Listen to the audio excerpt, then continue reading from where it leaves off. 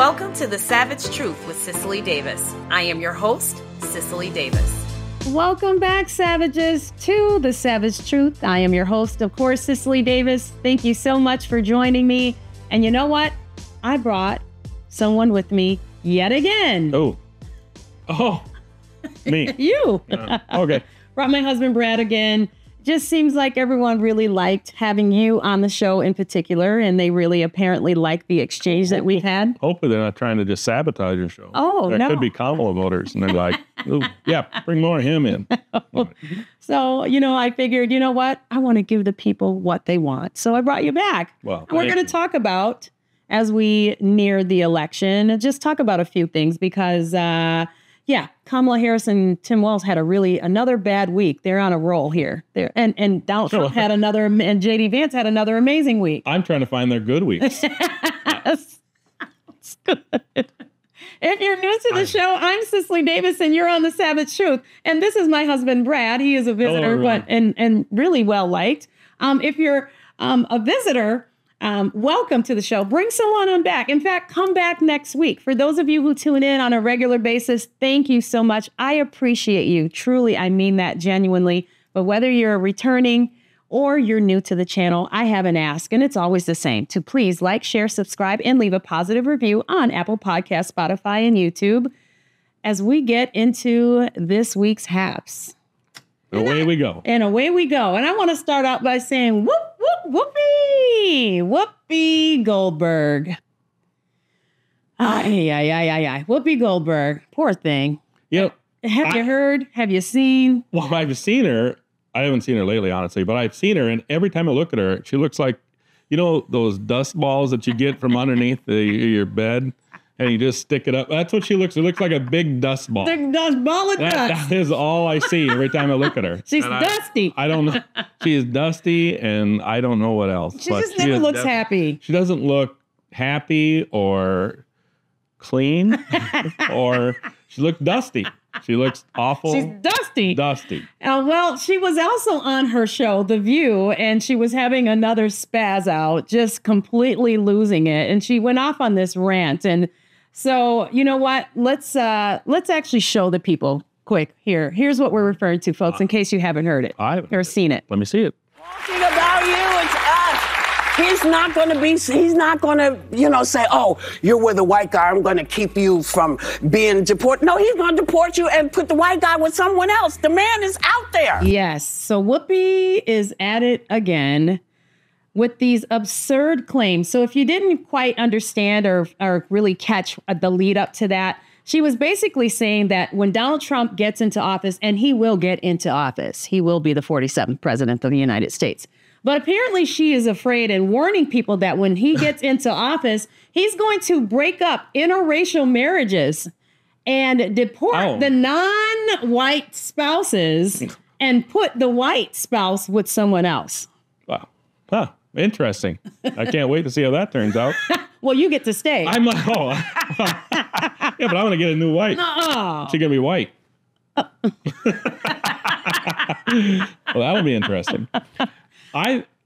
She's spinning around at it's like if you crossed that dust bunny with the Tasmanian devil, it was just like she's spinning around like she's losing her mind. Like, I don't know, like dust. No, folks, this really, everywhere. It's not a TV drama. This is really it. I mean, they are really, truly, all jokes aside, they are losing it. They're really, truly losing it. And not to mention, isn't J.D. Vance his VP pick in an interracial relationship? Nobody cares about those truths. Oh, you just, that's how this works. And we just, don't look at that. That doesn't mean anything. That's a cover up.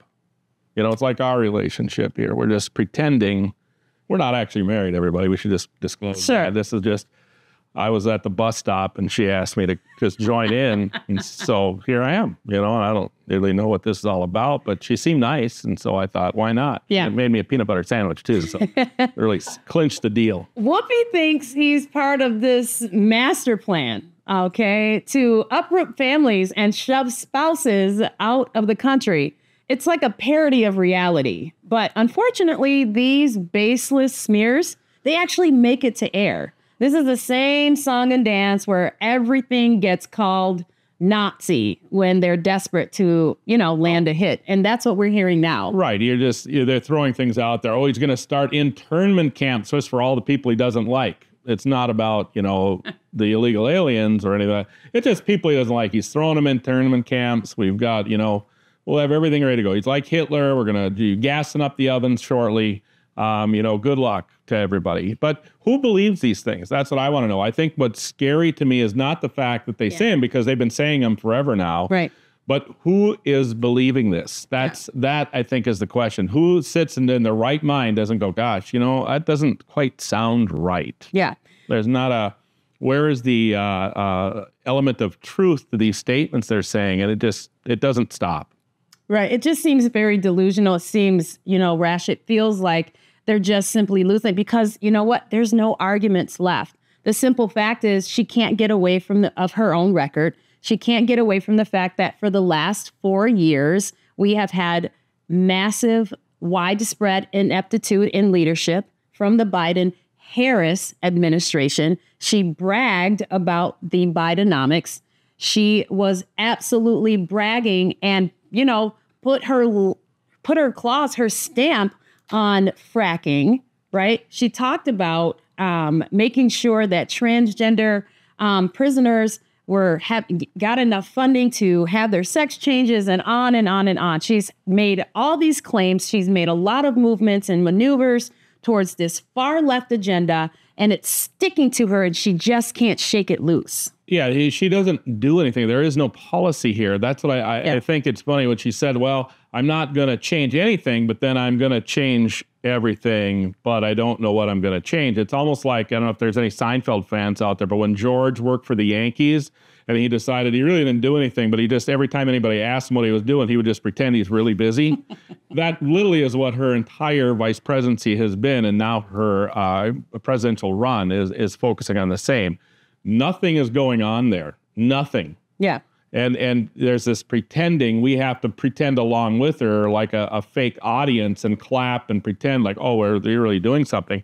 And she's not. And then we've got Tim Walz in there too, which is a whole nother story I can barely stand to bring. But Brad, I don't know if you're noticing that the left side, especially left media and some of the left elites, are starting to move away from her. They're either oddly silent, where you're not hearing from Pelosi, you're not hearing from a lot of the elites, a lot of the donors and things like that. They're oddly silent and they've disappeared. They've kind of gone away. We're not hearing anything from Zuckerberg. They're recognizing that they realized that this was a coup, that she was an embarrassment. The people who orchestrated the coup are extremely silent. Yeah. And it's like they've just gone because they don't want to answer questions about that. That's right. She stole the presidency or the from Joe Biden, and that's really all it comes down to. So now all of a sudden everybody that's associated with that theft has now kind of, gone radio silent. Yeah. And after that honeymoon phase was over and the veil was pulled, they started realizing what they already knew when she was a presidential candidate, is that she's unqualified and unfit to be president of the United States. She's not well liked. She's not likable. She's not talented. And she doesn't have, she just doesn't have what it takes to hold the highest position in the land. She just simply doesn't have it. And now they're starting to back away and revert from her. I'm not even sure she has what it takes to work at McDonald's. Agreed. Did you see the way Donald Trump served up those fries? The man is a natural. He's a hand at everything he does. Joy in those people's faces. Joy. He's good at everything he does, even handing out fries. Absolutely. Well, you know what? Speaking of them having a really bad week, and they're bringing up fascism, and Whoopi Goldberg is talking about breaking up interracial relationships. We had Donald Trump at Madison Square Garden, shutting it down, selling it out, of course. And he had a whole lineup of amazing people coming out and speaking on his behalf and talking to the American people in New York, especially about the future of America, how bright it's going to be. And he was really kind of applauding Americans for coming together and just kind of going away from this leftist way that we've been in for the last 4 years. And Elon Musk was I was just so very impressed. I felt so very cheerful And I'm feeling very secure. Like that man is so very smart. He is literally a genius. Yeah. I think that what we have is that there's a realness about that campaign. Yeah. That there's nothing fake about that campaign. Yeah. And it just, you see it when they're out there speaking. Mm-hmm. It's just there is a freedom about it. It's not, set up. They're speaking as if they're speaking to actual real people. They are not doing what Obama does, and going out there and wagging fingers and lying about the candidates that are in play. This is the thing. You listen to Obama speak, and this week, or he was in Peoria, Illinois, when he gave a speech, and he was saying something about Walz and how Walz. They're just trying to portray Walz as he's just this man of men. Just out there doing, he was a veteran. He's, as a marksman.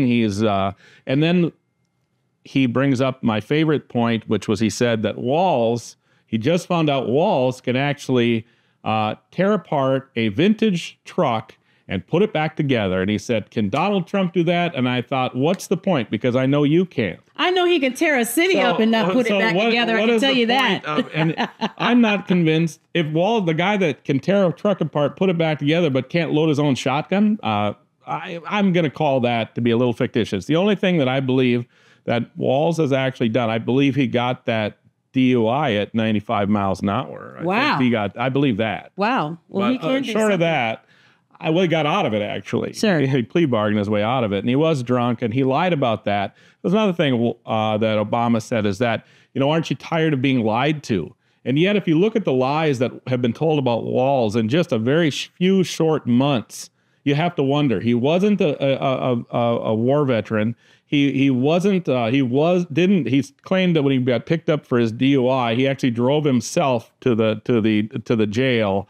Because it was really fictitious, but he didn't, and he was drunk, and so they just continually lie about him being a Tiananmen scare, all these things. So are we tired of being lied to? I'm going to say absolutely tired of being lied to. Yes, I agree with you, Mr. Obama. Now, please exit the stage. Well, Elon Musk was just very, very cheerful. I saw the joy. You know what? Let's take a few seconds here. It's a little bit longer, but let's show the people the joy. This is Elon Musk, just a little clip of his speech that he had in New York in Madison Square Garden. Let's take a look. It's going to be great. America is going to reach heights that it has never seen before. The future is going to be amazing.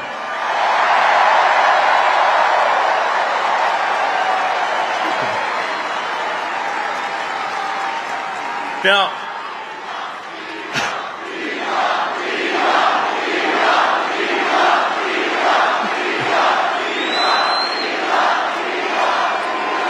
you guys are awesome. Honestly, this is like...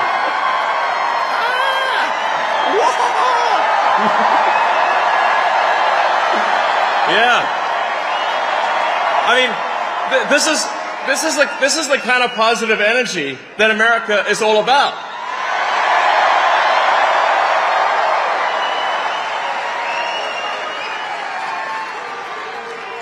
Yeah. USA, USA, USA, USA, USA. Wow, what a guy. I mean, I just love his spirit. He was so excited to be up there. And Brad, just to your point, you recognize that there was no prompter there. He was just speaking to the people, right? He's cheering and he's pumping his fists and he's connecting to those people. And he's feeling great being up there. But he's really excited about America and all of us going together into America's future. That's what I felt from That's truly what America's meant to be. I think that's what they represent. Yeah, this is what they represent. So let's really take a close look at that. We're winding down the days. Let's really look at these things and say, you know what? Yeah. Can we do better than Kamala Harris and Tim Walz? Savagely, yes. Absolutely, yes. That's the savage truth. And if you don't mind, Brad, I'm going to go ahead and give people another visual. Since you brought up Obama, let's remind the people, let's show Barack Obama shaking his finger, literally shaking his finger at a room full of Black people, but particularly speaking to Black men, basically berating them, shaming them. Down to black men. Speaking down to black men about not voting for Kamala Harris and how that's unacceptable. Here's that clip. You're thinking about sitting out or even supporting somebody who has a history of denigrating you because you think that's a sign of strength, because that's what being a man is, putting women down? That's not acceptable. I mean, where's the joy? The joy. There is no joy in that I saw campaign. joy at Madison Square Garden. The joy has been sucked out of that room. I didn't see any joy. But you know what? This is, it just speaks to relatability, I say. And this is where Kamala Harris and Tim Walz have lost the American people. And they're desperate. They're grasping at straws in this home stretch to the presidential election with fascism, Whoopi Goldberg, and then she had that crash and burn with the Anderson Cooper, which we're going to show you all that next as well. All they have is they're appealing to the people that hate Trump. That's it. We just want you to hate Trump. And so we're going to call him Hitler. We're going to line him with everything that you could possibly hate. Yeah. I even, you know what?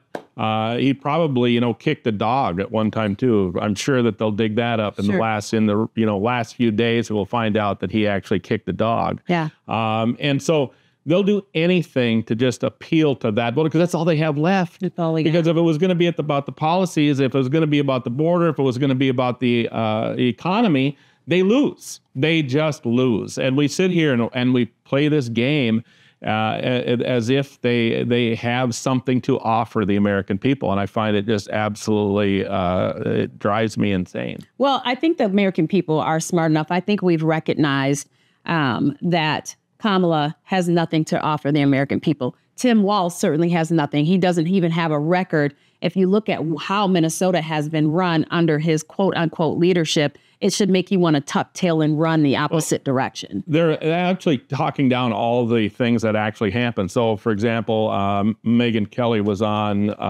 Bill Maher this week, and they were talking about the illegal aliens and how they've actually, the crimes that they're committing, and he kind of talks it down. Bill Maher was saying that anytime you let illegal aliens in, you're going to end up with a certain percentage that are going to commit crimes. And while that is true, I mean, I don't think anybody would argue that. Under Trump, there were about little over 2 million legal aliens that came into this country. And let's just say that 1% of them committed crimes. So we've got 20,000. But under the administration of Biden and Harris, we have had, let's just say 15 million or 16 million illegal aliens who have not been vetted, who have come into this country. And so now we're looking at 150,000. If we take that 1%, we got 150,000 that could potentially commit crimes. It's a big difference from 20,000 to the jump to 150, 60,000 that are potential. And that's if it was 1%. Mm-hmm. The fact that they're unvetted would probably make it closer to, maybe 3% or something like that. So it's astounding. The numbers are astounding. And you're to believe that, this isn't happening. It's just a few of the illegal aliens are committing crimes. Just a few Venezuelan gangs have taken over a few apartment buildings here in the United States. Just ignore that. Yeah, I don't know who they think they're trying to fool, but if they're fooling you, then I'm really concerned about this country. So please tell me they're not. Yeah, so, and I'd like to just remind people that there's a difference between that and those who have, come into by due process, right? I mean, this is just another set of blunders for Kamala Harris. I think that, go ahead. Yeah, it's just that they're not. Yeah, they were vetted. Or the ones that were waiting on the other side in Mexico to come in until they were vetted. Mm-hmm. But now we're just releasing them in. And we could get into the whole part about the children that are missing. We talk about human trafficking and the concerns of that. And yet this administration has just waived all these children. There's hundreds of thousands of children that are just missing from the border. We don't know where they are. And is it likely that some of those have gone into sexual trafficking? Absolutely, yeah. I think. And so we're supposed to ignore these facts also. This is just tragic. I mean, Kamala Harris, her recent town hall, as I mentioned with Anderson Cooper, is just another, something else I can point at. This is all very tangible, these blunders. It's just the latest in a long series of political blunders that she's managed to put on display. Watching her try to respond in straightforward questions is like watching someone nervously backpedal through a cornfield maze in the dark. Each answer tangles her up in another series of vague, circular comments. One has to wonder and admire Cooper's patience as he asked her to clarify points, and she just stumbled over her words and she was unable to get it out simply because, again, she's trying to escape her very own administration's record. Let's show them a little clip of that. This is Kamala Harris on Anderson Cooper. Under Donald Trump, you criticized the wall more than 50 times. You called it stupid, useless, and a medieval vanity project. Is a border wall stupid? Why is there any ideological perspective on it? Let's just fix the problem. To fix the problem, you're doing this compromise bill. It does call for $650 million that was earmarked under Trump to actually still go to build the wall. I am not afraid of good ideas where they occurred. So you don't think it's stupid anymore? Oh, the Harris trademark. More word salads, right? That you can almost taste it. It's just blah.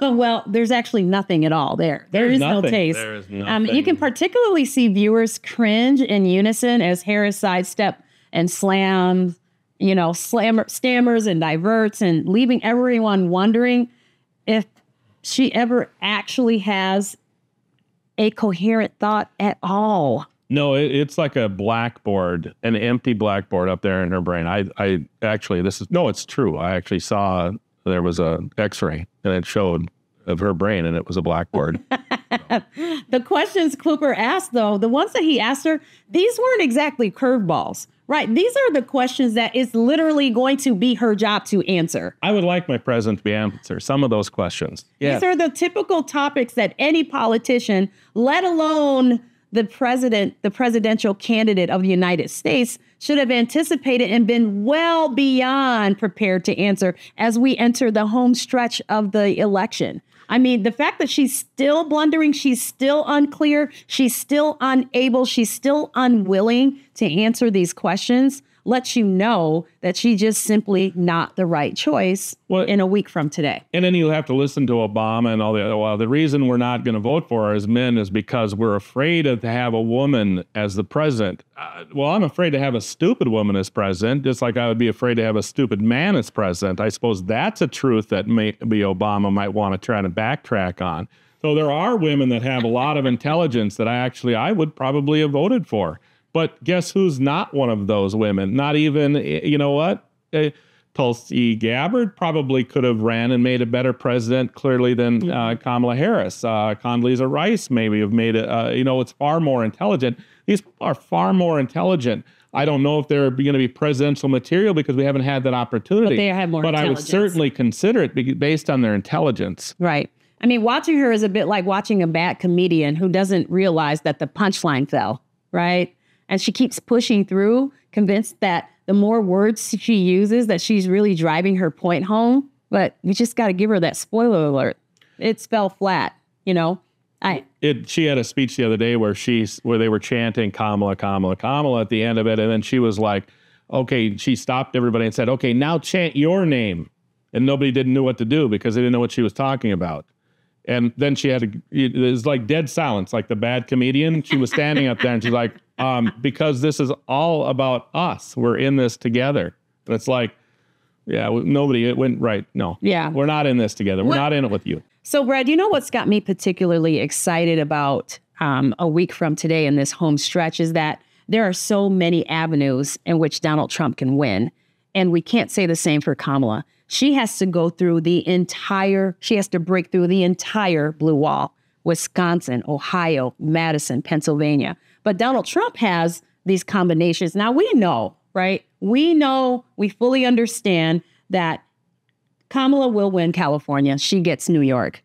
But Donald Trump, if he gets Pennsylvania, Nevada, he wins. He gets Arizona, Florida, he wins. If he gets North Carolina, Wisconsin, Michigan, he wins, right? There's so many different avenues that he can get to 270, but she has to break through the entire blue wall. And she's not for sure if she's going to win Michigan. She's not for sure she's going to win Pennsylvania. She's not sure if she's going to win Nevada or Wisconsin. And so things are looking great. Now, again, we're not pumping our fists and we're not claiming victory until we see 270 plus on the screen and we know and it's been called. But until then, it's feeling good. Proclaim him president of the United States again. That's right. Wouldn't it be something if he could if he took New York? I know it's a long shot. I get it. I know what I just said. But wouldn't it be would it be so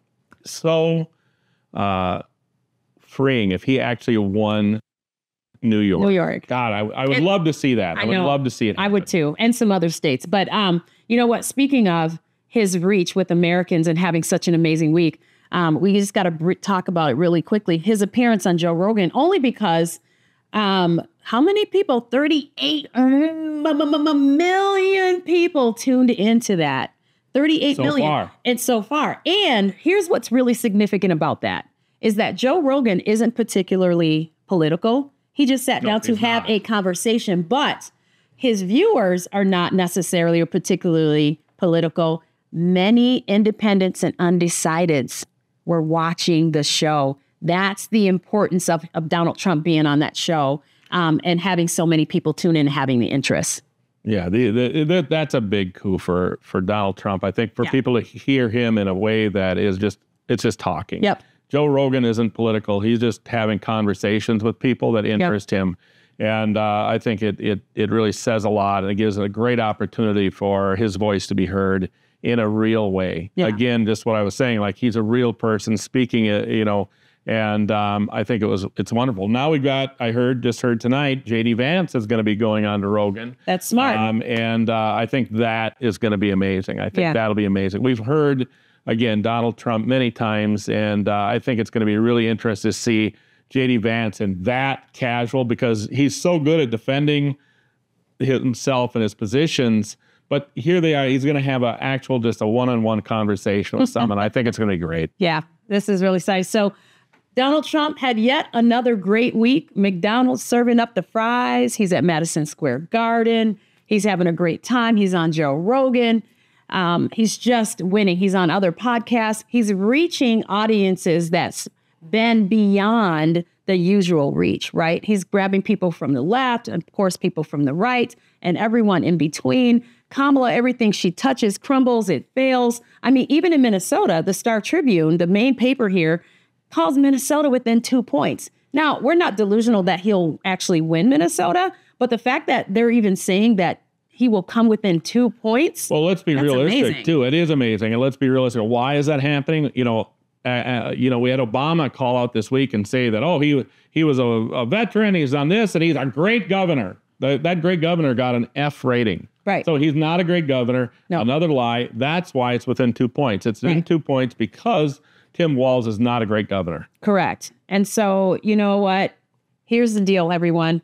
As we, again, enter this home stretch of the election, it's really important that you implement, get out and vote, and do it early.